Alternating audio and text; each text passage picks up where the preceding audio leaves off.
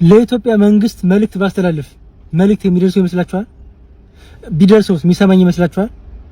ዝም ብዬ ልሞክር። እሺ የኢትዮጵያ መንግስት ሆይ አሁን ለተለያዩ ጉዳዮች ለምርጫ ብለህ የመደብከው ብዙ ገንዘብ አለ። ይሄ ገንዘብ ደግሞ የሚያስፈልጋቸው ብዙ ኢትዮጵያውያኖች አሉ። ይሄን የምርጫ ጨዋታውን ተወውና ይሄን ገንዘብ አንተ ለነዚህ ኢትዮጵያውያኖች ስጥ። አንተ በቃ ቆይ፣ ስንት ዓመት ነው የምትፈልገው? በቃ እስቲ ቆይ አንተ በቃ፣ እኛ ምን አማራጭ አለን? ቀድም ዜና ስሰማ ኢትዮጵያ ውስጥ ሰሞኑን ምርጫ አለ አሉ እና አንድ ቪዲዮ አስታወሰኝ።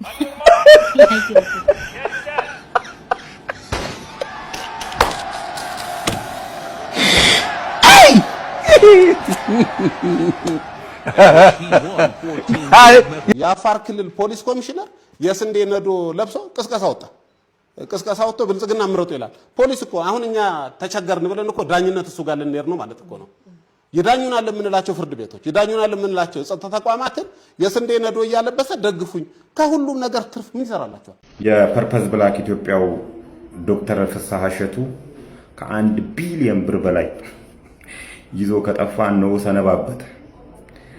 እስከ 30 ሚሊዮን ብር ቤት በሚሸጥባት አዲስ አበባ ላይ ከ1 ሚሊዮን ጀምሬ ቤት ገንብቼ ሰጣችኋለሁ ብሎ የማይተገበር የ3D ዲዛይን እያሳየ ብር ለቅሞ እስከ 1 ቢሊዮን ብር ነው ይዞ የጠፋው።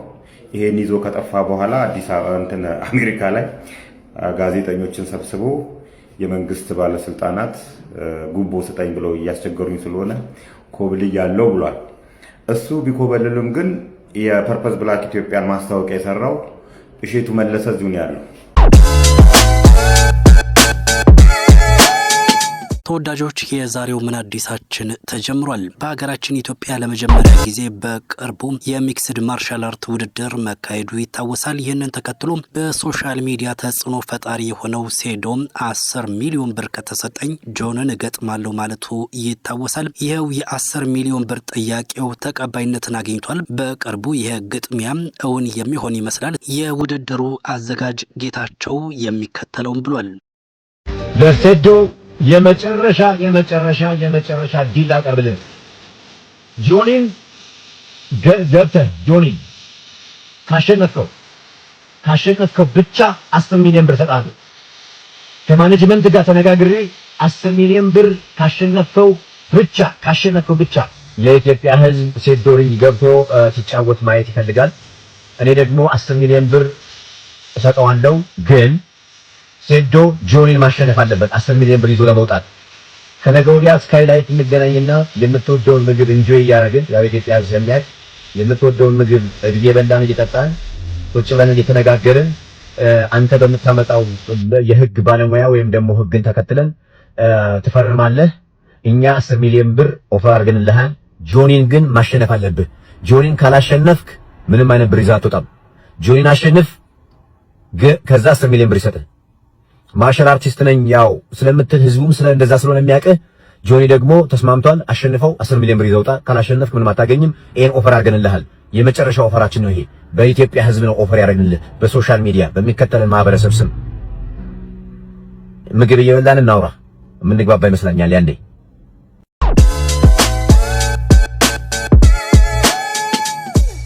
በሀገራችን ኢትዮጵያ በመገናኛ ብዙሃን በኩል የሚደረጉ የማጭበርበር ስራዎች ከጊዜ ወደ ጊዜ እየተበራከቱ እንደሆነ ይታወቃል። ፐርፐዝ ብላክ ኢትዮጵያ በኢትዮጵያ በርካታ ሰዎችን የቤት ባለቤት አደርጋለሁ በሚል አጉል ተስፋ በርካቶችን ዘርፎ ድርጅቱም እንደተዘጋ ይታወሳል። ይህንን ድርጅት ሲያስተዋውቅ የነበረው እሸቱ መለሰ ላይ ክስ እንዲመሰረት አዎንታ በርሲሳም እየቀሰቀሰ ነው። የፐርፐዝ ብላክ ኢትዮጵያው ዶክተር ፍስሐ እሸቱ ከ1 ቢሊዮን ብር በላይ ይዞ ከጠፋ ነው ሰነባበት። እስከ 30 ሚሊዮን ብር ቤት በሚሸጥባት አዲስ አበባ ላይ ከ1 ሚሊዮን ጀምሬ ቤት ገንብቼ ሰጣችኋለሁ ብሎ የማይተገበር የ3D ዲዛይን እያሳየ ብር ለቅሞ እስከ 1 ቢሊዮን ብር ነው ይዞ የጠፋው። ይሄን ይዞ ከጠፋ በኋላ አዲስ አበባ አሜሪካ ላይ ጋዜጠኞችን ሰብስቦ የመንግስት ባለስልጣናት ጉቦ ስጠኝ ብለው እያስቸገሩኝ ስለሆነ ኮብልያለሁ ብሏል። እሱ ቢኮበልልም ግን የፐርፐዝ ብላክ ኢትዮጵያን ማስታወቂያ የሰራው እሸቱ መለሰ እዚሁ ነው ያለው። ፊንቴክ ከፐርፐዝ ብላክ ኢትዮጵያ የተለየ ነገር ያደረገው ነገር የለም። ይሄን በተጋነነና በማይተገበር ሐሳብ ይዞ መጣ። ከሰዎች ላይ ገንዘብ ሰበሰበ፣ ይዞባቸው ጠፋ። ይሄኛውም ሰረቀ። ልዩነቱ ምንም እንትን የለውምና ዶክተር ፍስሐ እሸቱ ከሀገር ቢወጣም እሸቱ መለሰ ሀገር ውስጥ ነው ያለውና ሰብሰብ ብለን ይሄን ሰውዬን ጠይቀው። ኮሜዲያን የሚለው እንኳን ትንሽ ያናደኛል ሳቁ ጭምርና እሸቱ መለሰ በተጨማሪ ኤአይ ስልጠና ሰጣለሁ ብሎ ብር ሲለቀው ነበር።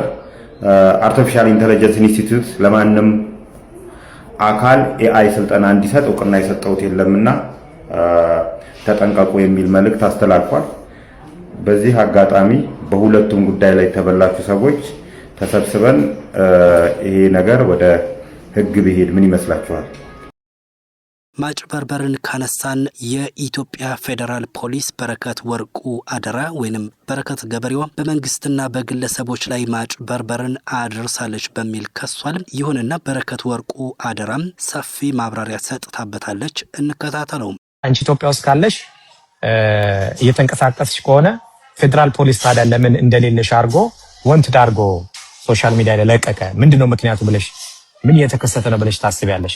ፍቃደኛ ከሆንሽ ምናልባት የኢትዮጵያ ውጪው ምናምን ሊታይ ስለሚችል ምናልባት ኢትዮጵያ ውስጥ መኖርሽ የሚያረጋግጥ ነገር ማሳየት ትችላለሽ።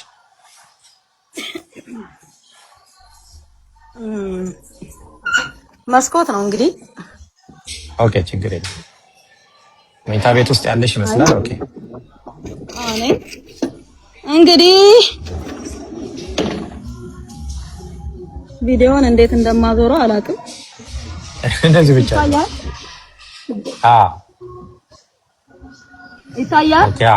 ኢትዮጵያ ነው አይደል? ኢትዮጵያ ነው። ማለት አውሮፓ ያለው አልመስልማ። ከዚህ በላይ ላሳይህ አልችልም። ኦኬ ችግር የለውም። አይ በቃ በጣም ጥሩ። ምክንያቱም ፌዴራል ፖሊስ አገር ውስጥ እንደሌለሽ አንዳንዶችም ሰዎች ሶሻል ሚዲያ ላይ እንደሰማ ነው አገር ውስጥ የለችም የሚል ነገር ስለሆነ ታዲያ ለምንድን ነው ወንትድ ብሎ አንደኛው የፈለገሽ? ምንድን ነው የተፈጠረው? በእውነት አላውቅም። ማለት አሁን ራሱ ሰው ሲያይ ዛሬ ራሱ ካፌ ሄጄ ነበረ። ሰዎች ሲያዩ እውነት ለመናገር አሁን የምናወራው ስለ ነዳጅ ነው። ወደሱ መጣለው። ወደሱ መጣው ምንድነው? ያው አንድ ላይ ታሪኩ አንድ ስለሆነ ማለት ነው። ታሪኩ አንድ ስለሆነ እኔ ለምሳሌ እንደማንኛውም ሰው አልኩ፣ እንደማንኛውም ሰው በረከት እየተፈለገች ነው፣ ተከሳለች፣ ክስ ቀርቦባታል በነዳጅ ከነዳጅ ባለስልጣናት ጋር ተብሎ አየሁኝ። ገባ አየሁኝ። እንዴ አልኩኝ። ማለት የጠየቀኝ የለም፣ የጠራኝ የለም፣ መጥሪያ አልተሰጠኝም፣ ቤቴ ላይ አልተለጠፈም። ገብቷል። ስራ ቦታዬ ላይ አልተጠየቅኩም። የጠራኝ ማንም። አንዳንዴ ሆስፒታል ሄዳለሁ፣ አንዳንዴ ቤቴ እመጣለሁ። ወደ ስራ ብዙም አልገባውም። አንዳንዴ ያው እርሻውንም ገብቻ አይቼ እመጣለሁ። ያ ሆኖ እያለ ምንም ነገር ሳልጠየቅ የት ነሽም ማለት ጭራሽ ቤቴ ማንም ፖሊስ መጥቶ ማያውቅም፣ መጥሪያም አልተሰጠኝም። ኢቨንቶ ወንትድም ለመባልም ከሆነ ማለት ነው መጀመሪያ እኮ አሁን ይሄ በአዲሱ በተከሰሳችሁ በተባለው ገና ግንቦት 10 ነው ቀጠሮ አይደል? በረከት ቀርታብኛለች ብሎ እኮ አቃቤ ሕግ እኮ አላመለከተም። አቃቤ ሕግ በረከት ቀርታብኛለች ብሎ እኮ ማመልከት አለበት መጀመሪያ። እኔ እንትን እንድል ማለት ነው ማለት እንድያዝ ወይም ወንትድና ትፈለግ ለማለት እኮ በቀጠሮ ቀን እዛ ቦታ ላይ አለመገኘት አለብኝ። ለምን ወጥቼ ነው ያለሁት፣ እየተንቀሳቀስኩ ነው ያለሁት፣ ሕክምና እያደረግኩ ነው ያለሁት። በእርግጥ በጣም ደህና ነኝ፣ እግዚአብሔር ይመስገን፣ በጣም ደህና ነኝ። አሁን አልፎ አልፎ በቀን አንድ መድኃኒት ወስዳለሁኝና ይሄ ደም ማቅጠኛ የሚባለውን አንድ ወስዳለሁ፣ ለተወሰነ ጊዜ መቀጠል አለበት ስለተባለ ማለት ነው። እና አንድ ሰው እንግዲህ በታሪካችን አሁንም በዚህም ዘመን ይሁን በቀደሙትም ዘመን ስታይ አንድ ሰው ተፈልጎ ሲጠፋ በጣም ከፍተኛ በሀገር ላይ ውድመት ሲያካሂድ ወር ዘር ማጥፋት ወይ የሆነ ከባድ ነገሮች አሉ አይደለ? ሲፈጽም ወይም ሲያደርግ ሊፈለግ ይችላል። እኔ መጥሪያ አልተሰጠኝም፣ ቤቴ አልመጡም፣ የጠየቀኝ ሰው የለም፣ ያናገረኝ ሰው የለም። ምንም በሌለበት በድንገት ወንትድ የሚል እንደማንኛውም ሰው ፌስቡክ ላይ አየው። ምን ልበል? ምን ልናገር? ምናገረው ነገር ጠፋኝ። አሁንስ ታዲያ ለምን አልመጡም ቤት? ለምን አልጠየቁኝም? ለምን መጥሪያ አላኩልኝም? አሁንስ ቢሆን መች መጡ? መች ጠየቁኝ? ማለት ምን እንደተፈለገ እኔ ልንገርህ፣ ብዙ አጀንዳ ያላቸው ሰዎች አሉ በየመስሪያ ቤቱ ገባክ? ብዙ አጀንዳ ያላቸው ቢሮዬ ላይ የራሳቸው አጀንዳ መጥራው ማለት ነው። ፖሊስ ቤት ድረስ ይዞ መጥቶ ወይም ለቀበሌ ይሰጣል። አድራሻ ያለኝ ሰው ነኝ፣ ቤት ያለኝ ሰው ነኝ፣ ንብረት ያለኝ ሰው ነኝ። ምንም አይነት ነገር ሳልጠየቅ ሳልፈለግ መጥሪያ ሳይደርሰኝ በድንገት ወንትድ ምን ማለት ነው? ከጀርባ እነማን አሉ? እግዚአብሔር ይወቃቸው። የነዳጅ እጥረት የሚባለው ነገር አልተሰማም። ምንም አይነት ችግር ይሄ ብጥብጡ ይሄ ጦርነትም ነገር የተጀመረም ነገር የለም። እንደማንኛውም ሰው ነዳጅ ፈልጋለሁ። ነዳጅን የሚመለከተው ማን ነው ብዬ የፈቀደልኝ ንግድና ቀጣ አልወሰርኩም። እራሳቸው ናቸው እስር ቤት እያለውኝ ሰብረው ገብተው የሸቡትን ገንዘብ 1.6 ቢሊዮን ብር ይዞ ጠፋ የተባለ ሰው ነው። ክስ ከተመሰረተበት 2 ወር አልፎታል። በኢትዮጵያ በዚህ በያዝነው ግንቦት ወር 7ኛው ሀገራዊ ምርጫ እንደሚካሄድ ይታወቃል። ይህንን ምርጫ አስመልክቶ በርካቶች ሀሳባቸውን እየሰጡ ነው። እስኪ እንከታተለው። ለኢትዮጵያ መንግስት መልእክት ባስተላልፍ መልእክት የሚደርሰው ይመስላችኋል? ቢደርሰውስ የሚሰማኝ ይመስላችኋል? ዝም ብዬ ልሞክር። እሺ፣ የኢትዮጵያ መንግስት ሆይ አሁን ለተለያዩ ጉዳዮች ለምርጫ ብለህ የመደብከው ብዙ ገንዘብ አለ። ይሄ ገንዘብ ደግሞ የሚያስፈልጋቸው ብዙ ኢትዮጵያውያኖች አሉ። ይሄን የምርጫ ጨዋታውን ተወውና ይሄን ገንዘብ አንተ ለነዚህ ኢትዮጵያውያኖች ስጥ። አንተ በቃ ቆይ፣ ስንት ዓመት ነው የምትፈልገው? በቃ እስቲ ቆይ አንተ በቃ እኛ ምን አማራጭ አለን? አማራጭ እንዳለን ምርጫችን እንደሚከበር ድምጻችን እንደሚሰማ ምረጡ እያላችሁ ስታሾፉብን ግን ትንሽ አይከብድም? እንደው እናንተ መጫወቻ መፈንጫውን እንቅር። የአፋር ክልል ፖሊስ ኮሚሽነር የስንዴ ነዶ ለብሶ ቅስቀሳ ወጣ። ቅስቀሳ ወጥቶ ብልጽግና ምረጡ ይላል። ፖሊስ እኮ አሁን እኛ ተቸገርን ብለን እኮ ዳኝነት እሱ ጋር ልንሄድ ነው ማለት እኮ ነው። ይዳኙናል የምንላቸው ፍርድ ቤቶች፣ ይዳኙናል የምንላቸው የጸጥታ ተቋማትን የስንዴ ነዶ እያለበሰ ደግፉኝ። ከሁሉም ነገር ትርፍ ምን ይሰራላችኋል? የፓርቲ አባላት 16 ሚሊዮን አሉና አላችሁ አይደል? እነሱን አልብሱ። ብትፈልጉ ሌሊትም ለብሶት ይተኙ፣ ችግር የለብንም።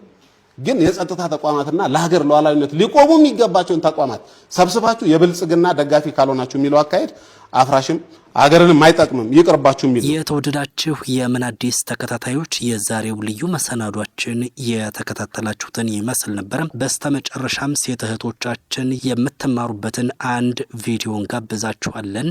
ቪዲዮን ላይክና ሼር፣ ቻናሉን ሰብስክራይብ ማድረጋችሁን አትዘንጉም። ጤና ይስጥልን። በጣም ወድሃለሁ፣ አከብረሃለሁ። ተሳካልኝ፣ አንተን አግኝቼ ሳኩኝ፣ ተጽናናው፣ እርፍ አልኩ። ከእናቴ ቤት ወጥቼ እንደገና እናቴ ቤት ገባሁ።